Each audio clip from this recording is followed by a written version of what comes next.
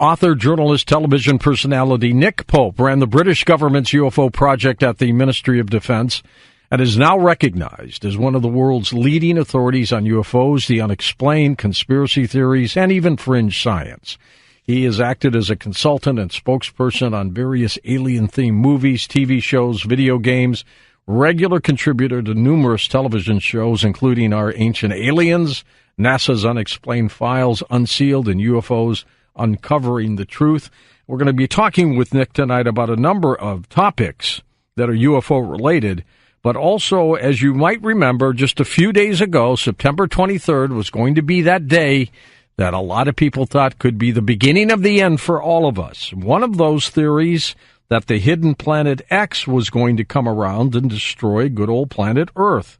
Well, that didn't happen. Nick Pope, of course, didn't think it would happen either, and now is the subject of some major league internet harassment. Nick, I'm not going to get into who's doing this to you, but how bad is it?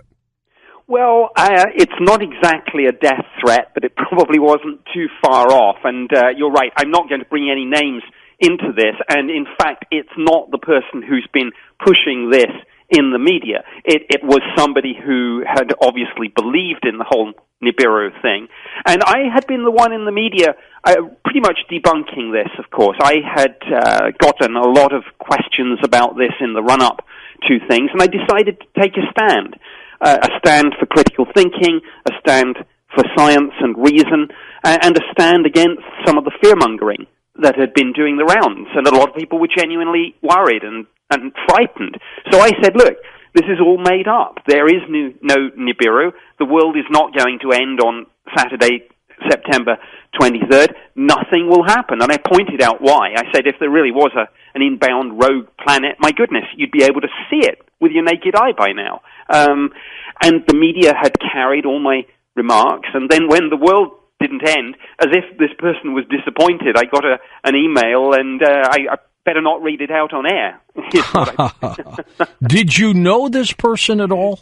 No, I didn't. I think it was, perhaps a fan of one of the people could have been this theory around, but I don't know that for sure. It's nobody I'd heard of. It's somebody who just probably read my name in one of the British newspapers that carried this story, and I think I can read you some of it, and I'll just say blank, perhaps. At the appropriate place. Yeah. This is the old family radio show. Absolutely. It said, you said anyone who thinks Nibiru is close lacks critical thinking, and that makes you a blank, treasonous piece of lying government blank. Mm-hmm.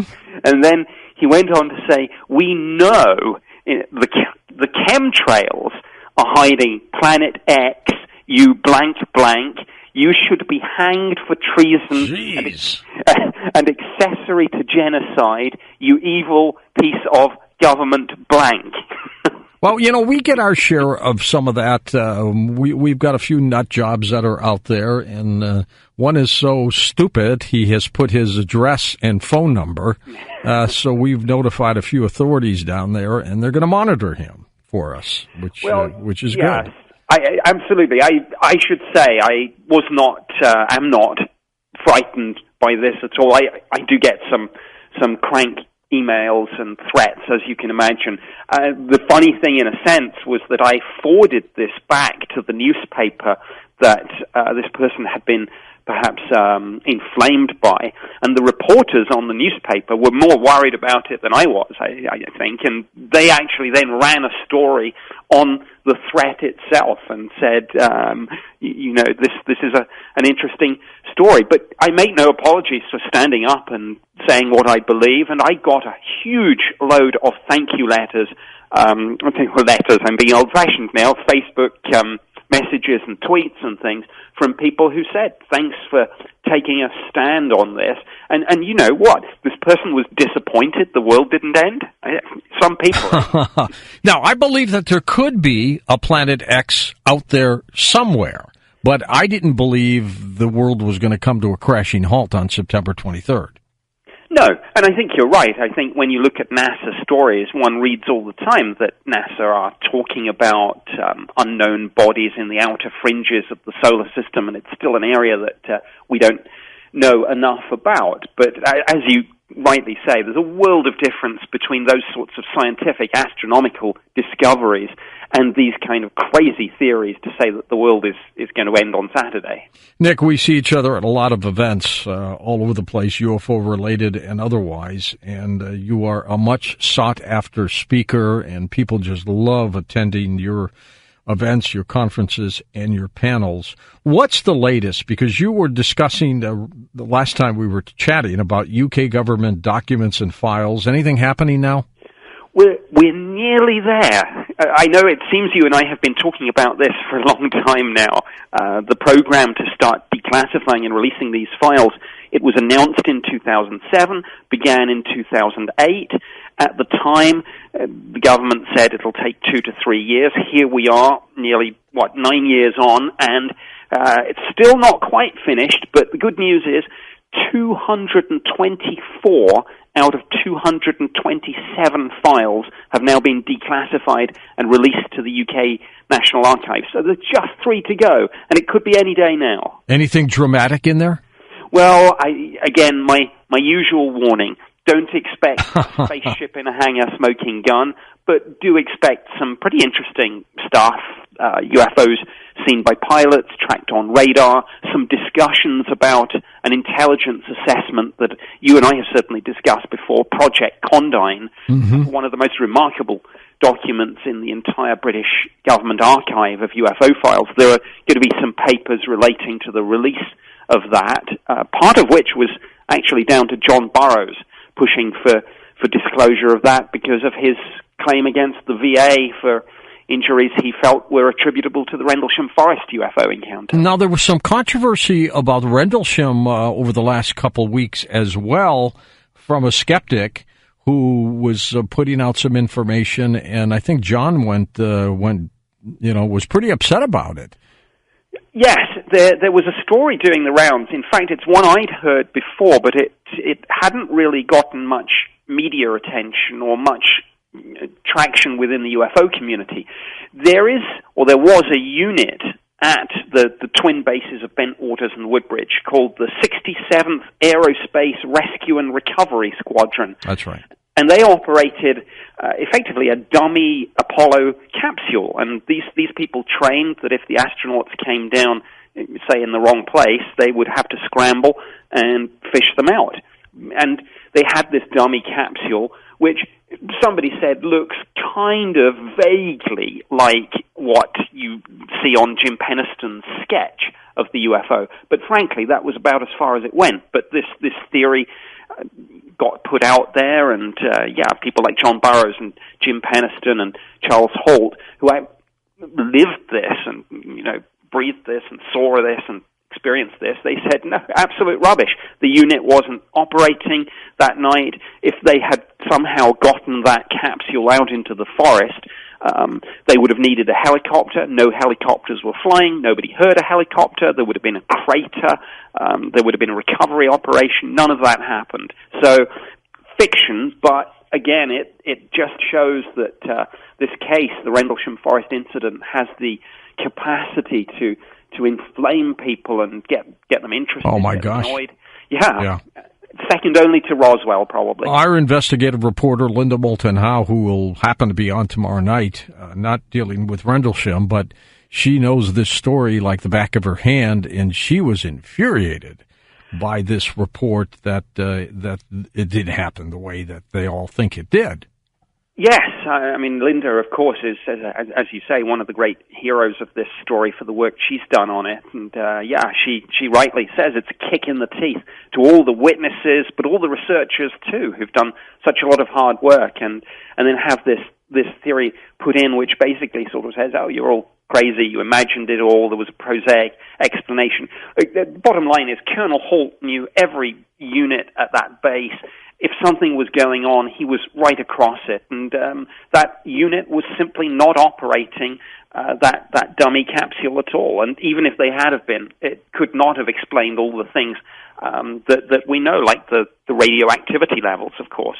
Nick, the late Dr. J. Allen Hynek, who was the project consultant to the Air Force's Project Blue Book, that ultimately ended, and then they had the Condon report right after that, which basically poo-pooed everything about UFOs.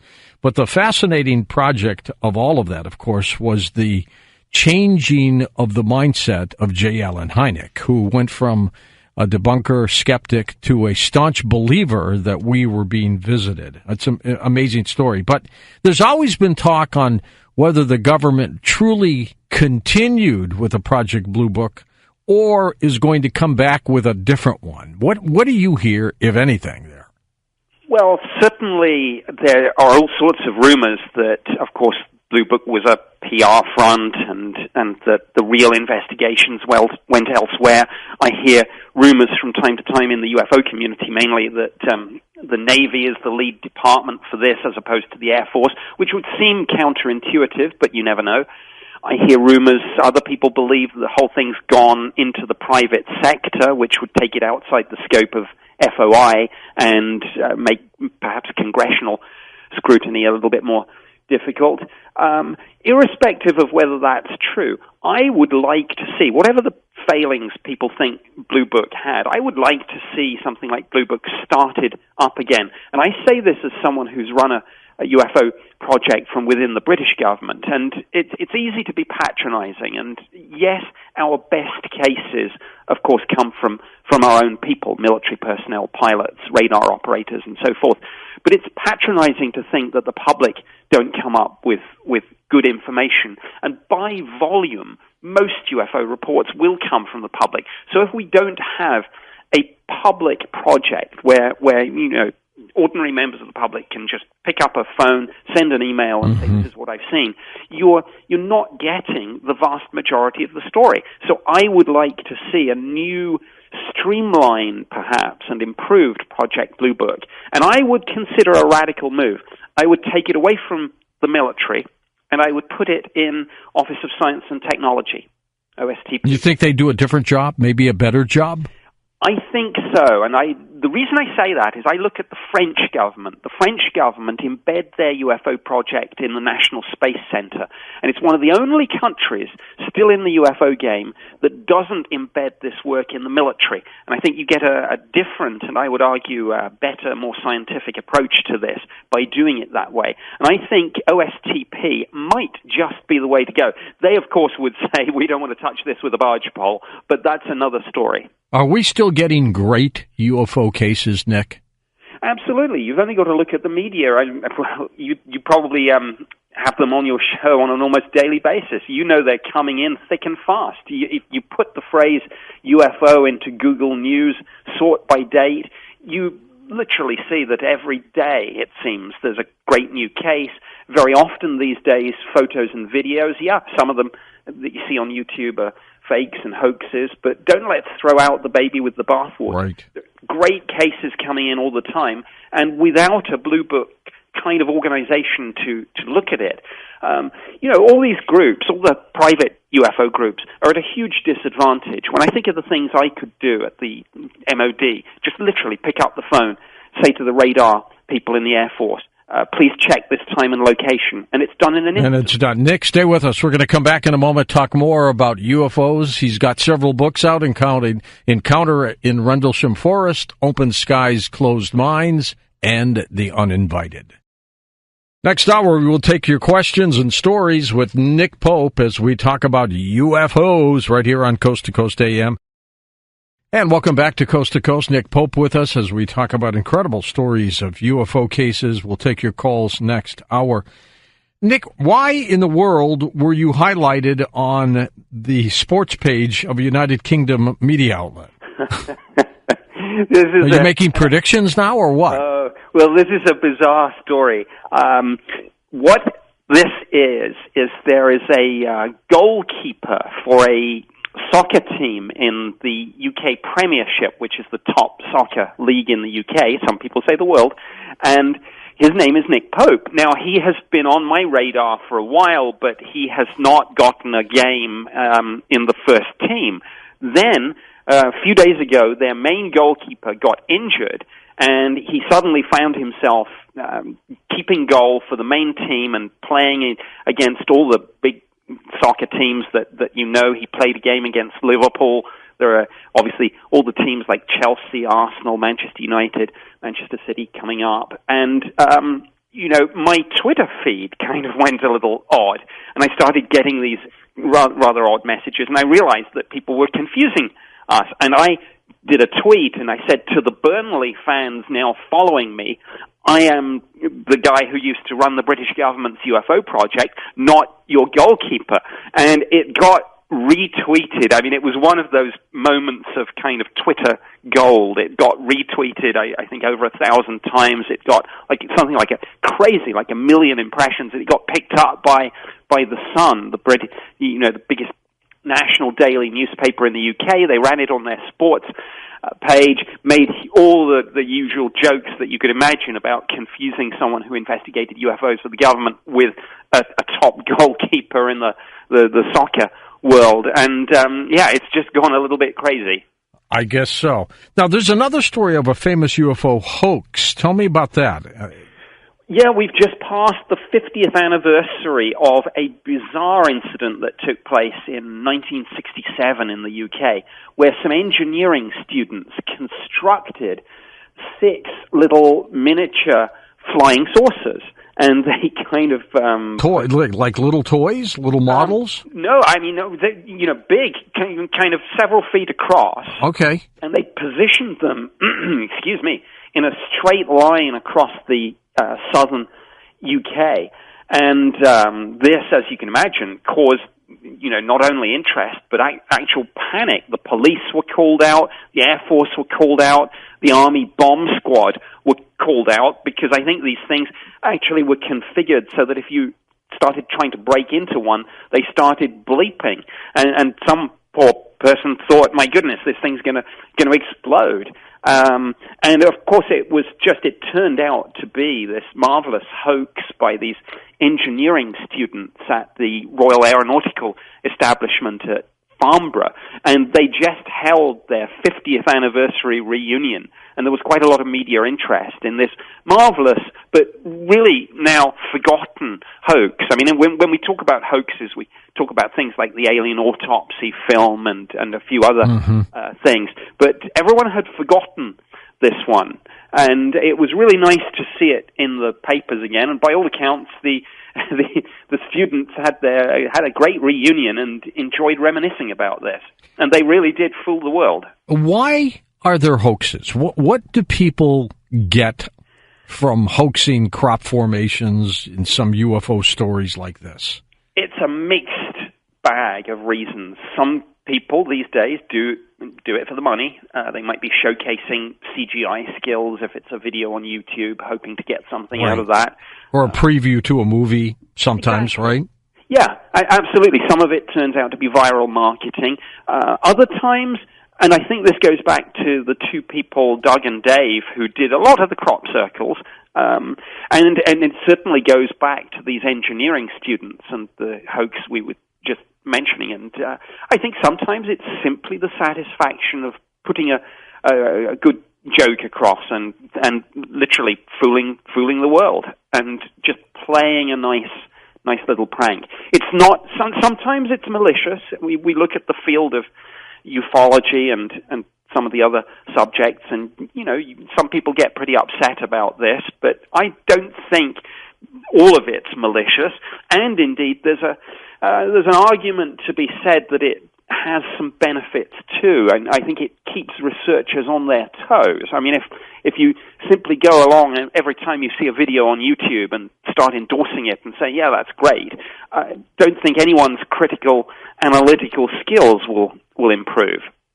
Do you think that most UFO cases, let's say out of 10 cases, 9 of them are, conventional, man-made, and you could just basically tell people what they are? Yes, absolutely. I think if you have 100 cases, I would go so far as to say, maybe, I don't know, 95 would be misidentifications. Maybe more. Maybe more. Another four maybe would be hoaxes, pranks of some sort, and the real phenomenon here, whatever it may turn out to be, really is just a tiny, tiny percentage. I mean, this really is a field where the signal-to-noise ratio is huge. Yeah. What do you think, Nick, of the UFO stories of Switzerland's Billy Meyer? I am not a fan, I have to say. Oh, boy, Michael Horn wouldn't like to hear that. Well, I can hear your phone lines buzzing already, but no, I am not a fan. I've never been convinced by the images. I've never been convinced by the story. Do you think he's hoaxing them? Can you go that far? Yeah, I would think so, because what else is there? With a case like that, there's really no middle ground. Michael Horn would debate you on that. I think I'm tidying my sock drawer that day. Have you ever run into Michael at any events? I don't believe so, but I suspect I will now. I suspect he'll After seek tonight, me out actively. After tonight, probably. There was a case here in the United States back in 1952 over Washington, D.C., which I still think is one of the most profound cases ever of UFOs flying over the nation's capital. Are you familiar with that case? Yes, I am, and in fact, I believe the press conference they had at the Pentagon afterwards was the largest press conference since the end of the Second World War. What do you think happened that day? I think that as with a lot of the more complex cases, there were a number of different things going on. I've seen the official explanation, of course, which talks about temperature inversions and radar signals appearing from even, I think, a boat was mentioned. And you can, under some circumstances, get a radar signal that appears to be in the sky if there's a dense layer of air.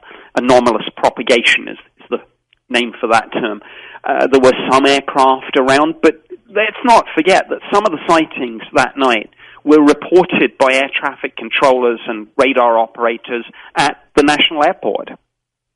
So what do you think, in your career, is one of the most compelling UFO cases out there? Well, I think Rendlesham, obviously, that's, for me, a favorite, but also another one from 1993 in the UK, which is generally referred to as the Cosford incident. Not that well known in the UK, in the US, but very well known in the UK, involved the overflight of two Air Force bases by these huge triangular craft. And the great thing about this case, like Rendlesham, was so many of the witnesses were military personnel and police officers. One Air Force officer described this thing to me the morning afterwards when I interviewed him. I tell you, his voice was still shaking as he talked me through what happened. Wow. I think one of the cases, of course, he's dead now, the Lonnie Zamora Socorro, New Mexico case, the police officer who witnessed an egg-shaped saucer on the side of the road there back in the desert region with a couple aliens running around. Absolutely, and again, with something like that, there's no middle ground, but unlike the Billy Mayer case, this guy, by all accounts, was a highly respected figure in his local community, active in his local church, in all sorts of local groups, et cetera, no history of pranking or practical jokes. None. Yeah. Escaped being shot several times, I think. Yeah, I heard that somewhere, and somebody with zero motivation for hoaxing. I mean, we talk about hoaxing, you've always got to look for the motivation, and there was none there. He wasn't after fame or fortune or anything like that. You got a little controversial, too, about your remarks about the death of Princess Diana. What was that all about? Oh, yes. I said, and I think we've discussed this before, I'm not a conspiracy theorist by nature. Some conspiracy theories, of course, turn out to be true. Most do not. And I said, in relation to the death of Diana, Princess of Wales, I said, come on. You know, you have a car being driven at high speed. You have a driver who had consumed quite a quantity of alcohol. You had this high-speed chase going on through a difficult, winding road with difficult light conditions. Probably by photographers. Absolutely, with flashes going off and things. And then to cap it all, she wasn't wearing her seatbelt. Now, if you were reading this story in a local paper in any small town in America, and you read of the deaths of some people who'd been in a car driven by someone who'd been drinking and they weren't wearing seatbelts, you wouldn't think twice about it. But it was only because, of course, it was Princess Diana that people looked. They thought, gosh, there has to be something more than this. We can't have this beautiful, iconic figure wiped out in so trivial a way. Right. And yet I said, that's exactly what happened. What combination of high-speed chase, drink driving, and no seatbelt don't people understand? It's no coincidence that the one person in that car who was wearing his seatbelt, the bodyguard, survived. Did those conspiracy theorists go ballistic on you? Absolutely. It didn't quite get as bad as it did post-Nibiru, right. but I came in for some abuse. And my opinion of that tragedy, of course, overzealous photographers who jumped in their cars, and when chasing the car, I think the car was being chased, but it was by photographers who were zooming in and out, trying to get pictures of her sitting in the car or whatever they could do. I don't know if the glass was smoky or not, so you couldn't see through it. And then the driver got into an accident. Yeah, it's as simple as that. It really is. But, it's a classic case of Occam's razor. The simplest explanation that depends on the least number of variables is usually the correct one.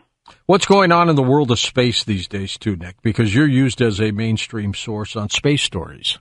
Yeah, lots of things going on. Of course, the discovery of exoplanets goes on apace. Yeah. I love those stories every time they come out with another planet discovery. It's like we're inching closer and closer to a shadow Earth.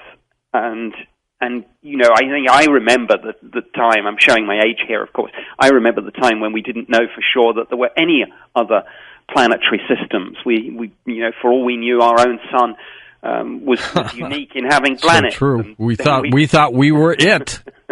Yeah, indeed. And, astronomers had postulated that this was likely the case, but we didn't know. And now we're finding them almost every day, so that's going on. Of course, the big radio telescopes are ramping up. The Chinese have got a new one.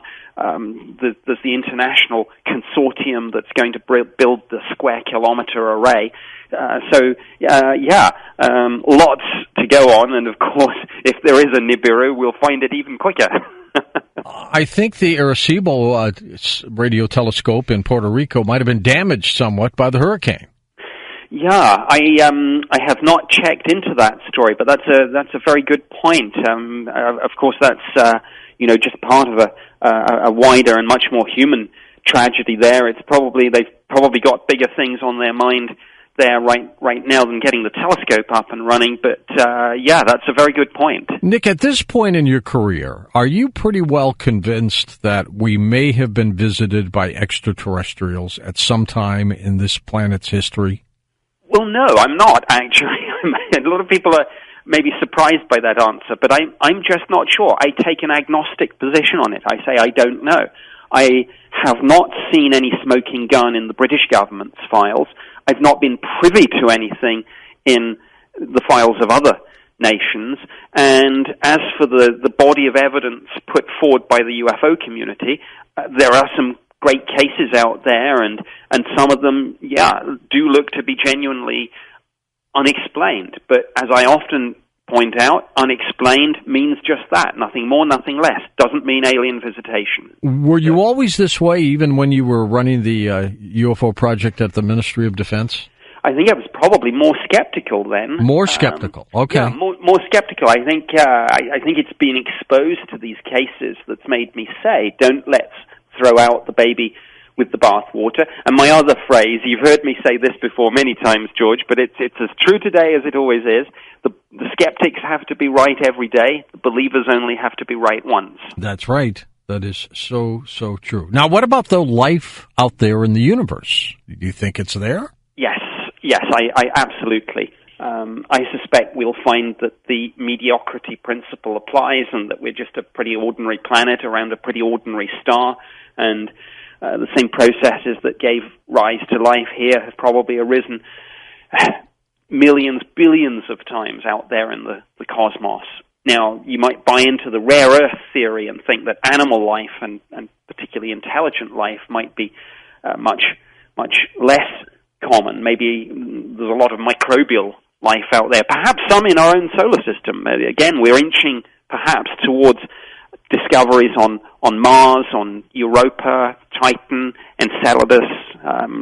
So, who knows what's out there? But I like to think that there are probably civilizations out there too. 70 years since Roswell, Nick. What do you think happened? Oh, gosh.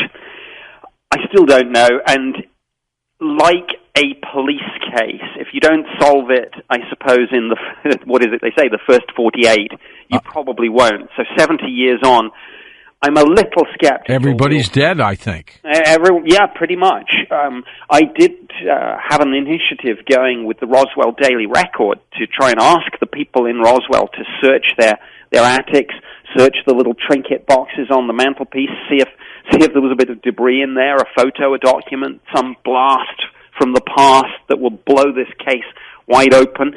No joy on that yet, but you never know. One day someone will be clearing out their house, and who knows what they'll find. Maybe there's still evidence out there, but I think it will be a piece of serendipity rather than any investigative digging that turns it up. Well, one of the confusing things of the whole thing, I think, is that initial radio broadcast, the initial, call by the Army that, a crashed saucer had been recovered, and then they recanted it.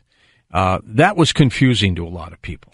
Absolutely. It looks disingenuous. It looks like there's something to hide, and it's no wonder that conspiracy theories did start and persist over that. I mean, as you say, it was the military themselves that put this story out in the first place when they actually didn't have to. They could have kept a lid on it, and they didn't, which is almost the opposite of the way that most people probably think it happened. People think, well, the military must have tried to cover it up, but they were the ones to first put out the story. It is truly bizarre. What does Nick Pope think about Bigfoot? Skeptic. It's not my field. By the way, you seem more skeptical lately than I've ever known you. Is that pretty accurate? Yes, I think it is. And you know what? I think it's some of the conspiracy theories plus the aggressive kind of reaction to my patiently trying to, I suppose, talk people through some of the other arguments that has made me this way. Maybe I'm just pushing back against it a bit. But I have used the word nut jobbery quite a lot, and I did check with CNN and the New York Times, and they've used that word occasionally themselves, but sad to say I'm encountering more and more nut jobbery, and I'm pushing back against it with my skepticism. Nick, when we come back in a moment, I want to talk with you about Hollywood science fiction and TV shows, how that seems to combine. We'll talk more about the UFO cases and also take an hour of phone calls with you, questions and stories next.